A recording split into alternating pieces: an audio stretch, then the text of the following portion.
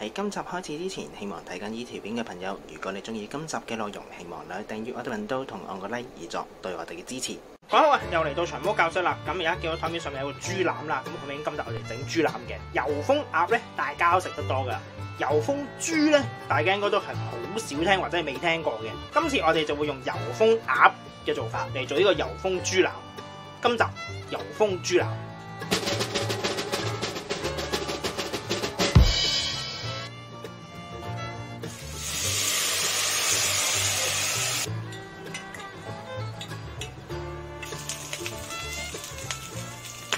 我哋要先用醃咗佢表皮先，點解呢？因為個皮呢，佢比較難入味啊，我哋要先將佢加啲味同埋抽乾咁啲水分呢，做油封嗰時呢，佢就更加容易入味啊！可以，首先我哋會先準備一個大碟，然後上面落粗鹽，過一陣得噶，唔使好多嘅，會落少少話梅粉落去，等佢個味特別少少，半茶匙好啦，同個鹽撈勻佢。將個豬腩皮向下擺落去啲鹽嗰度，等啲鹽可以吸收皮嘅水分，同埋可以俾啲味個皮啊，因為豬皮其實係最難入味嘅位置嚟嘅。然後我哋唔需要包保鮮紙，就咁擺落雪櫃，順便可以抽乾埋豬肉嘅水分啊。大概醃佢1至2個鐘頭就夠噶啦。已經2個鐘啦，你會見到呢啲豬肉呢嘅色已經深咗啲，因為抽乾咗部分嘅水分，啲鹽呢亦都已經係濕咗噶啦。先洗一洗翻表面啲鹽先，輕輕沖一沖完表面啲鹽之後呢，跟住呢我哋就用刀界少少麻條上去。界嘅話唔好界咁深，純粹界開個皮嘅啫，唔使界到落肉嘅。我哋只需要界到嚟脂肪呢個位呢就可以噶啦，唔好界到落肉啊。就係咁樣樣。就係咁啦，然之後咧，我哋就會準備去 confit 噶啦。材料我哋會有 thyme 草、rosemary、bay leaves、garlic、黑椒粒，仲有最重要嘅豬油，翻自己煉製嘅豬油嘅。而家我哋就會將所有材料擺晒落個袋度先。garlic要拍一拍扁佢，方便佢出味。最後就加入豬油。跟住就可以封袋，然後我哋會用70度嘅水溫去煮我哋嘅豬腩16個鐘嘅，擺佢落去啦。已經16個鐘啦，而家我哋就攞翻佢出嚟啦。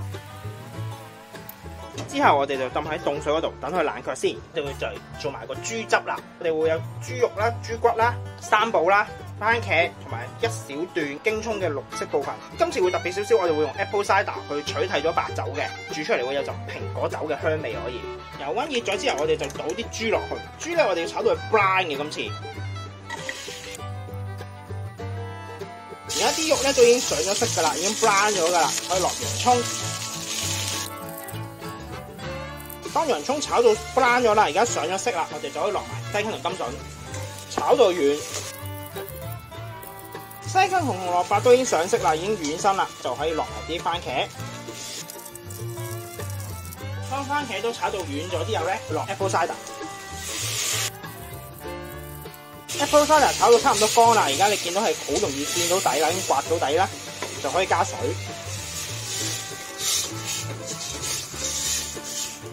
如果你哋有豬嘅高湯咧，就亦都可以呢個時候落埋豬嘅高湯，等佢個味會更加濃。跟住落埋京葱、bay leaves、1個 teaspoon 嘅 thyme、parsley、幾粒嘅黑椒，最後1粒拍扁咗嘅garlic。因為呢度份量唔多啊，等佢慢慢鮮靈過2個鐘就完成噶啦。已經煮咗個半鐘啦，咁已經差唔多啦，你已經見到得翻嘟嘟啦，你已經，因為我煲都已經換埋啦。而家我哋就會夾渣過篩攞翻晒所有汁出嚟先。呢一啖仔咧就係我哋嘅豬汁啦。最後個豬汁我哋要濃縮至慢火，慢慢等佢濃縮啦。呢個時候咧個豬汁亦都差唔多啦，我哋可以熄火，然後落埋嚿牛油落去。記住一定係凍嘅牛油，等佢乳化。將嚿牛油溶晒啦，可以噶啦。呢一個就係我哋最後完成到嘅豬汁啦。將我哋嘅油封豬拆袋啦，倒翻晒啲油同埋汁出嚟先。隔完之後，呢個油我先擺開一邊先。清完表面嘅 herbs， 我哋咧就可以將佢改刀，先分佢為4塊先。見到你而家入邊咧好軟熟嘅，好腍嘅，仲係好多水分。有啲位凸咗出嚟咧，收咗佢。之後我哋就會煎封咗佢先，跟住我哋入焗爐噶啦。最後我哋會嚟煎封油封豬啦。油嘅話咧，我哋會用翻我哋煮油封豬嗰時嘅油嘅，個味咧就會更加濃郁啊。因為佢啲油咧已經有齊晒一啲香料嘅香味啊。去開火，油溫熱咗之後，我哋會擺豬腩落去。我哋會先煎脆咗個皮先嘅。而家就煎到咁樣樣啦，我哋要煎多陣嘅再。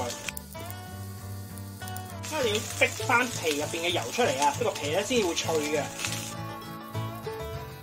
當個皮差唔多得嘅時候咧，我哋就會煎其他面啊。細個皮要煎耐啲，其他面咧1分鐘就可以噶啦。當咁多面都煎晒之後咧，就熄火，將佢擺過嚟焗盤嗰度。跟住咧，我哋就會入爐燒佢15分鐘至20分鐘就可以噶啦。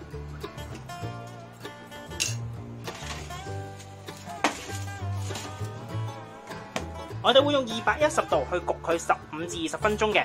豬腩焗緊嘅同時咧，我哋嚟整埋啲裝飾用嘅嘢啦。我哋今次會用到 basil 嘅 basil 咧，我哋就唔會生勾擺落去噶啦，我哋會炸 basil 嘅。今次炸完出嚟嘅 basil 咧，我哋先洗乾淨佢先。洗完之後，跟住個步驟好緊要，就係要用廚房紙或者用布啦，印翻乾啲水。如果唔係咧，一陣間就彈到你周圍係噶啦啲油。然後我哋就可以嚟炸 basil啦。炸 basil好簡單嘅啫，少少油，唔需要太多。燒熱咗個油先，我哋油溫冇特別㗎，其實你總之個油熱就得㗎啦。真係要好 sure 個油溫嘅話咧，我會建議你哋用180度嘅。但係如果你得個丁堆嘅油，你插唔到溫度計落去咧，等佢熱咗之後咧，我哋就擺落去啦。熱啦油溫，轉翻到細火，千祈唔好一味用大火啊，佢會燶㗎。然後先擺一塊落去試一試。炸到佢透透地就可以出翻嚟噶啦，即係基本上你見到佢冇乜 bubble 咧，就可以出翻嚟噶啦。跟住佢之後咧就會變全透明噶啦，自己就係咁樣樣，已經透咗噶啦。炸完之後要擺喺張紙嗰度索翻油嘅。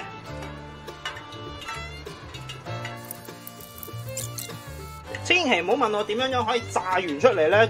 塊 basil 依然都係直不甩啊！呢個我都係暫時未有呢個技術，答你唔到。如果你要 basil 整出嚟係又要直又要透咧，得一個方法嘅，你就要用微波爐啦。炸嘅話咧，我真係答你唔到點樣整啊！就係咁樣樣，已經15分鐘啦，我哋而家攞翻出嚟，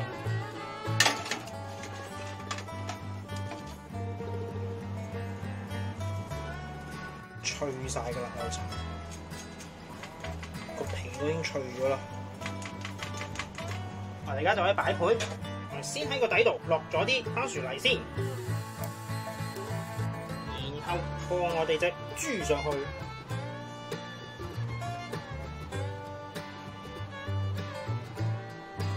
放少少熱過嘅紅洋葱，炸過嘅 basil葉，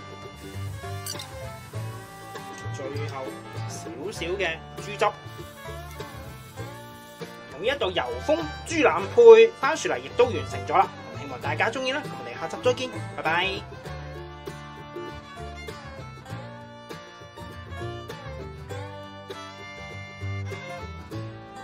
而家嚟試一試味，聽下幾脆。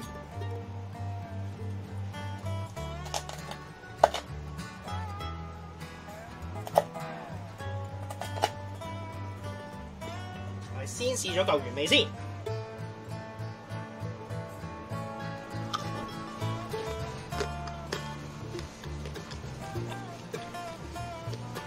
個皮係好脆嘅，到你食咗入去之後咧，啲汁咧就爆晒出嚟啦，個胃係好腍嘅。之後我哋配埋薯泥一齊食，加埋個豬汁，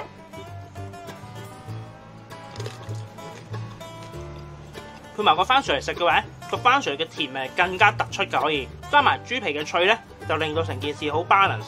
然後加埋個豬汁咧，個豬味係更加濃郁嘅變咗。今集亦都差唔多啦，多謝各位收睇，詳細食譜我哋會上載喺 Facebook 專頁度，有興趣嘅話可以上去查閱。